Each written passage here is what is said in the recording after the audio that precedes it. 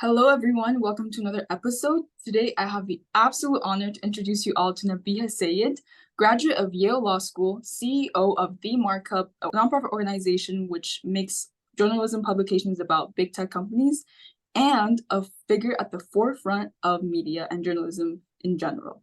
She has won many awards for her work and is described by Forbes as one of the best emerging free speech lawyers. Welcome to my channel, Nabiha. Thank you so much for joining me today. Oh, thank you so much for having me. This is a real joy. Could you please introduce yourself a little more as well as your work? Of course. So I think you give a very good summary. I've been a media lawyer since about 2010. And the first phase of my career was very much focused on defending the work of journalists who were really being quite courageous in publishing what they thought was the truth that the public needed to know, whether that was about what was happening in immigration detention centers or the abuses of musicians like R. Kelly, or trying to unpack the various national security issues that governments were using as a justification for their actions. My job was to defend them.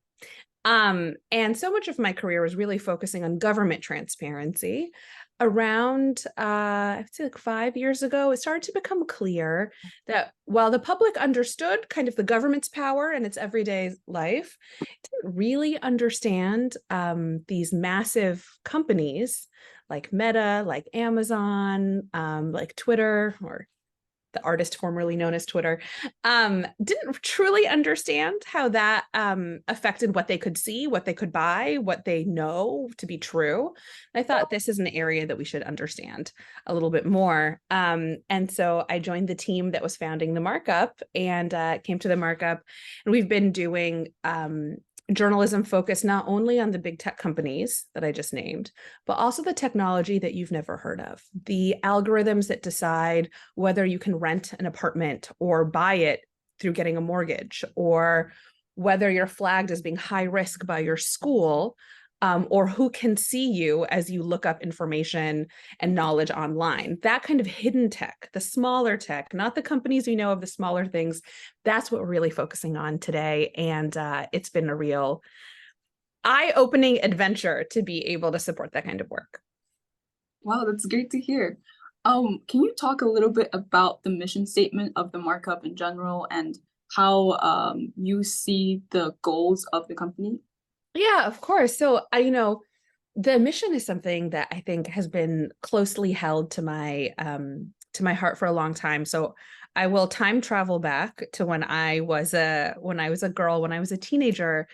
And at that time, you used the internet by using AOL CDs, right? It was very early times in the 90s and early 2000s.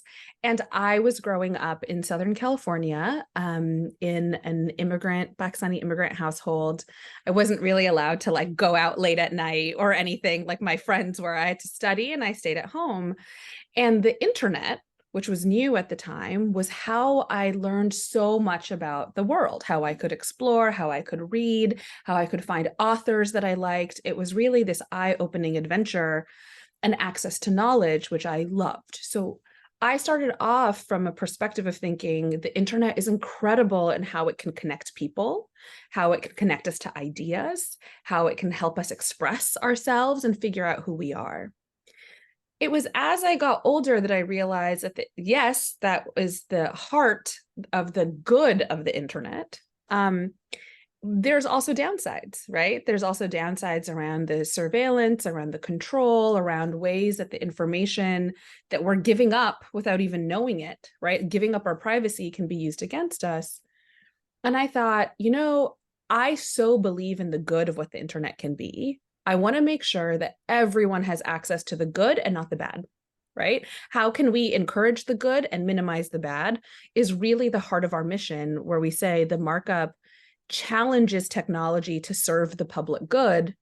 That means we believe that technology can. We believe that people can make decisions using technology to serve everybody and not just serve a few as they get wealthy. And so that's what our mission is really focused on, identifying the areas where there are inequalities, where there are inequities, where there's injustice, and saying, don't do this. There's a better way of being. We're going to challenge you to be better by pointing out where the problems are so we can fix them together. Wow, I think what you said about the internet having good sides and bad sides really struck something close to my heart, because I feel like the internet should be something that's used for good. I mean, just thinking about human beings all over the world being connected into all this one like entity. But like a lot of things, like big tech companies, they are stealing data and the advertisements on websites that are targeted because of algorithms. I really think that does how to say downplay, not downplay, makes our experience on the internet a little bit less good. Yeah. And I believe the mission statement of the markup is really trying to target this. Actually, I really want to focus on something that I found really cool about the markup. I know you guys have a program called the Blacklight, which Yep. scans websites for how they take users' data. Could you just explain a bit more about, well, in general, like the battle for data transparency that the markup is undertaking right now? Yeah, absolutely. So Blacklight was such a brilliant idea thought up by one of our engineers, Surya Matu, who's just an incredible engineer turned journalist who has now become sort of the best of both worlds. And the idea at its heart was very simple, which is when we go on the internet and we buy cookies or clothes or read news, we think that we're going and what we're receiving is information. We're going to a site, we're giving it our attention, we're receiving information or services, and that's the end of the transaction. But it's not. There's an invisible trade that happens on every website. Well, not every, but it happens in different ways. It's possible on every website where they can learn much more than what you're intending to give up, like your location or your browsing history or other things that you might be looking at. And that data is incredibly valuable to target more things to you. And now, in an era of AI, that data about you can be really useful potentially for training algorithms to even amplify sort of the personalization capabilities that we saw before. And our goal with Blacklight was to say, if that trade is happening, let's turn it from being invisible to visible. Let's shine a black light on it so you can see what's happening, even though it might be hidden to the naked eye. And so if you go on Blacklight, it will show you, are there cookies on this website? Are there key logging techniques on this website? Is there browser fingerprinting? So it's sort of seeing where you're going. We're making that visible so then people can make a choice. You may think that's fine. You might say, well, thanks for telling me. I'm still going to go, read this website and it doesn't matter. Or you might think, wait a minute, I don't actually want to engage in that trade. So I'm going to use a browser that blocks that kind of privacy invading technique. And so we're giving people the tools to make choices for themselves, which we think is so core to improving the experience on the internet, is first making it visible, making it known, and then showing people they have choices and explaining what those choices are, right? You could decide to default to the status quo, but if you want something different, we can help you figure that out too. Mm-hmm. And actually, I have a question. So, a lot of companies like the markup, and I mean, including the markup, they are exposing. I don't really want to say exposing, but I guess exposing is the right word. Exposing these big tech companies of their potential breach of privacy. So, are you ever afraid of there being conflict between, nonprofits like the markup and these tech companies? Oh, it's such a good question. That's a great question. And at times we have been worried, right? For example, for some of our tools, we're investigating platforms like Meta. We know that companies like Meta have said we don't believe that independent research of our platform is legal. We don't think you should be allowed to do this. And the argument they make is that the research itself might invade the privacy of Facebook users. And we're like, well, it's an interesting question, who's responsible for more invasions of privacy, but we believe that there is a right to do this kind of independent research. And this is a really interesting point of tension that I think we'll see play out over the next few years, where there are independent researchers at universities, in journalism organizations, in nonprofits that look at these big systems, these big private companies, and say, you're providing something to the public. We should be able to scrutinize what you do. And the companies say, well, if you make public what we do, you might be exposing a trade secret, a special part of how we do business. It's protected by the law. You might invade our customers' privacy. You might invade our privacy, and we disagree. And so I think the rules around what kind of independent research will be possible in the future are all going to get sort of hashed out in the coming years as there are more and more laws globally around privacy, around artificial intelligence, around sort of algorithmic decision making. So it's a really interesting area. I think it was our first year at the Markup, we actually filed a brief, what's called a friend of the court brief, to the Supreme Court in the United States, saying that a technique we used for our independent research called data scraping, where we were scraping publicly available data from these platforms to inform our research, that was not a crime. And because we were doing it for the public good and not for profit, we believed that it should be protected by the law. And the reason we filed that brief for the Supreme Court was because we were worried that big companies might one day come after researchers and try to challenge what they're doing. So we definitely believe that there's potential for conflict. The Markup has been really fortunate in avoiding that, in part, and I think people maybe don't know this when they're reading it, we take a lot of care to make sure that we are serving the public interest when we do our work, that we're privacy protective, that any research we do is anonymizing the underlying data as much as we can. So there is no violation. Every story is read by lawyers. It's what's so great about being a lawyer. In my past, we're really making sure that we're striking the right balance between what the public should know and not harming the sort of private interests that might be at play. And I think it's anyone who's engaging in this field of independent research or a nonprofit advocating, I think it's useful to make sure that you consult with lawyers so you're not, you don't make any mistakes while you're intending to do the right thing. Yeah, definitely. Let's move on to talking about your experience before the Markup. So Sure. From what I researched, you worked at BuzzFeed as a legal consultant Yep. before you joined the Markup. What was that experience like?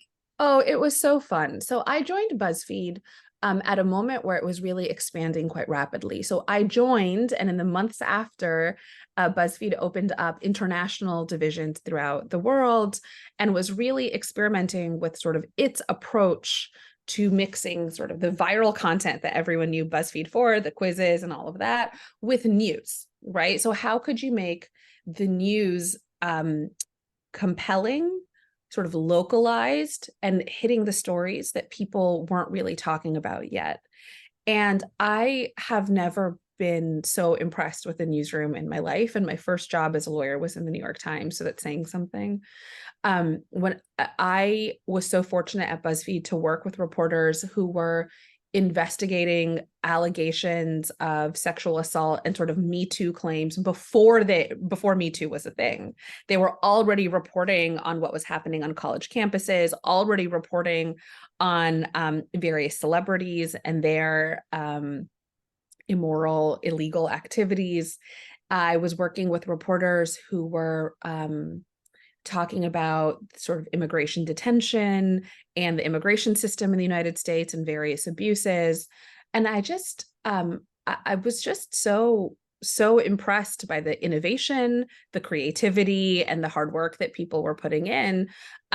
Even though people would be like, oh, BuzzFeed, that's just silly quizzes. And I was like, no, these are some like best in class reporters who are really trying to experiment with how we could get the news to be really reach people. And now at the Markup, Cece Wei, who's our editor-in-chief and spectacular, we talk a lot about the journalistic last mile, which is how do we make sure the news not just gets to people's inbox or social media feed, but how can it really reach them, touch them, make an impact that people say, wow, okay, this is going to change my behavior, or it makes me care about something that I didn't care about before. And that last mile experimentation, I saw so much of. at BuzzFeed, whether it was experimenting with videos or with podcasts or telling stories that no one was telling. It was just an incredible group of people. And legally, as a lawyer, very challenging, because whenever someone is creative, whenever someone is innovative and they're doing something that hasn't been done before, as a lawyer, you have to think, okay, if this hasn't been done before, what is it like that came before it? What's the analogy? There's rarely a rule that describes it something because it's new. And so you have to think on your feet very quickly. And it's for a lawyer, it's very invigorating to work with people who are willing to do interesting creative work. Mm-hmm. And do you think your experience at BuzzFeed changed things that you do today as a journalist or as a lawyer? Yeah, absolutely. So one thing that I really loved about my time at BuzzFeed, and we had an amazing legal department that was quite supportive of this, is that we would file and litigate a lot of public records requests. And a public record request, for folks that don't know about it, is actually something quite simple, which is you can file a request and send it to a government agency and say, I want to have the data about this. I want to know the information, the records you have about this particular thing. And if there's no law that prevents its disclosure, the government has to give it to you. Now, this works better in theory than in practice. And so in practice, sometimes people don't respond. Sometimes people take a long time. Sometimes they say no, but actually the law doesn't say that. And at BuzzFeed, we just had a creative group of people who were willing to file requests about anything and willing to fight it all the way to the end, even if it was going to take a long time. So as a prime example, I got to argue a case in the Supreme Court of New York asking for police disciplinary records, which is the records of any police officer who had wrongfully abused someone in the course of an arrest or someone in the process of doing their work. And for a lot of reporters, they would be like, I don't care about that. I don't want to wait for 2 years for the lawsuit to happen. But the reporters we were working with were like, no, we want to fight this. And we're willing to be patient. What that really taught me for a lot of the work we do at the Markup is sometimes doing the really good work requires patience. It takes a year. I think Blacklight took about 18 months to build from start to finish. Our big broadband investigation, which was about internet access across the United States and how poor neighborhoods are actually charged more for worse internet than rich neighborhoods, that took a year. A lot of our best stuff takes a year or 2 years. And we live in a time where people expect information fast, right? They want to know what happened right away. And there's a lot of impatience. What I learned at BuzzFeed, sort of paradoxically, was the value of being patient, being persistent, even if you can't, tweet something right that moment, or say something right away on Instagram or TikTok, like it's worth it to wait, because then when you do, then you're really speaking with knowledge. I see. And it's interesting how, the reputation of BuzzFeed has been transformed through all of these changes. And I'm sure your work has gone into this. Actually, I watched your 2018 acceptance speech for the Freedom of Press Rising Star Award, and you mentioned how your grandmother played a very, very big role in influencing your decision to pursue law as a degree and as a career. And I'm just curious, is there anything else that motivated you to do law and or just become a lawyer in the future? Yeah, the role model of my grandmother can't be overstated. I mean, she's been a hero for me since I was young. For both of my parents too, like my mother is an architect, my dad is an engineer, and they are such big believers in building things. Like, not only do they come to this country and build their life, both of their professions are about building, right? Like building something, being a part of something much bigger, and being oriented towards serving and helping wherever you can. And that is actually a really great mentality to have when you're a lawyer, right? You're the one who's helping someone get something done. Someone comes to you with a problem. I want to publish this, but I'm not sure if I can. I publish this and someone says that they're going to come after me for the truth I'm telling. I'm not sure how to do this. I need help. And if you like to help and you like to build, being a lawyer is such an amazing profession. And I think that the times where I find the most joy in what I do is when I feel like I'm building. So building the Markup has been tremendously fun, right? To launch something and build an institution. Even when I was in law school, I found that like these sort of issues of internet law and media law were so fascinating to me. I wanted to practice them, but there was no way to do that yet at the law school that I went to. So I went to a couple of professors and said, I think law students can be really helpful in helping journalists, do research and file public records requests. What if we made a program where people could do that? That program ended up becoming one of the first media law clinics in the entire country. There's now a variety of legal clinics that are sort of based on the model that we set up. And that was another exercise in building something, right? Like I wanted something to exist. I knew it could be helpful. And so we built it. And now we've been able to help many people and inspire others to continue building. And I think, looking to the examples of people in our lives that build community, that want to help is just always a really inspirational place to look. And all your initiatives are definitely inspiring to people like me and other youths. Oh, that's so kind. Oh, well, I am inspired by youth. I'm inspired by folks who are looking at the state of the world today and thinking, oh my God, we have a lot to do, whether it is war, conflict, climate, a lot of like big, we live in a time where we face very large, very interconnected problems. And the only way that we're going to get through them is actually by collaborating with one another, communicating with one another, and working together, really like bridging across a lot of the divides that we have and trying to work together to solve them. And so I'm so encouraged by the examples that I see, the initiative that I see of girls like you reaching out, and I'm happy to be a resource, happy to help, and happy to cheerlead anyone along the way. Thank you so much for the support.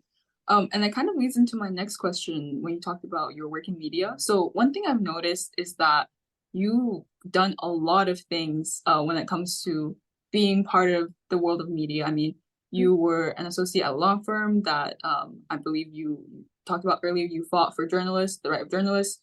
You teach a journalism class at Columbia University sometimes. You write articles. You run the startup. And you also were a consultant for the Sundance Film Group. So I'm just curious, is the reason you are so deep into the world of media, is that because you see something important in this field, or is it because you feel like you have a life mission to transform the industry? Oh, what a great question. I think I am drawn to people who tell stories about how the world is, because I think the power of storytelling, the power of revealing what's really happening is the first step towards changing things. And I think even as a girl, I would see like, well, there's a lot of problems in the world. There's a lot of things that need to be changed, but everything about how you even approach a problem is defined by whether you see the problem and the story or the narrative you tell yourself about the problem, right? And so I think I am drawn to helping that process. And that's kind of been the motivating factor. I feel like other people are doing the amazing work. I want to make sure that anyone who's doing the great work, I'm supporting them how I can. And that's really the motivating force. I see. And actually, this brings us to my last question for you today. If you had to give your best piece of advice to a high school student, what would it be? Oh, this is a great question. So I received this advice from a mentor of mine many years ago, and I still do this exercise. And it is every school day or work day, on just a quick piece of paper, you just like draw a quadrant, One part of the quadrant is, what did I do well today? What is something I made a mistake? Like, what did I not do well? Where's a mistake I made? What did other people do well? what did other people do not well today? Just every day, you only have to come up with one example. And they can be quick. Like I now do them on like little note cards, just like really quick. And the exercise is great because every month or so, you should like flip back through it and look at it. If there's something that you keep doing really, really well, that's good. You should look at it and say, why am I doing that well? Is that a trait about myself? Is that something I value in myself? Like, think about it, right? Like maybe that if you're in high school and you're trying to figure out like where you want life to take you, it's good to know your strengths. It is also good to know your weaknesses. Sometimes your weaknesses are things that you can fix, right? If you're like, whew, I always keep procrastinating. Okay, that's something you can think about how you get to the bottom of that. You can also think about whether you can fix it. Sometimes you're like, this might just be part of my personality. I can't fix it. I can mitigate it. I now know what the problem is. Same with observing what other people do. If you keep complimenting something that someone does, you should tell them, right? I think it's really valuable to tell people of their strengths and recognize what you admire. Maybe that's something you want to develop yourself. It's a trait that you value. And if you see things that are other people's weaknesses or something that's not working for you, either move to intervene in it or, try to mitigate its damage. I think so much we always focus on what we can acquire, what we can build, what we can bring. And I think a lot of the journey starts with actually understanding who you are and what you can bring to the table and also what you can't. And so that quadrant exercise I've done now for almost 15 years. And I wish I had started when I was a teenager because it's been so helpful in understanding myself. Wow, that I've never heard of this exercise before, but definitely I'll get into it after this interview, actually. Um, but this does lead us to the end of the interview. Yep. To all those who listen or watch, thank you so much for tuning in. And obviously, thank you so much to Nabiha for talking with me and having such a great discussion. I really enjoyed our conversation today. Oh, likewise. Thank you so much. This was so much fun. I'm glad. And everyone, stay tuned for the next episode. Okay, wonderful. Thank you so much. This was great.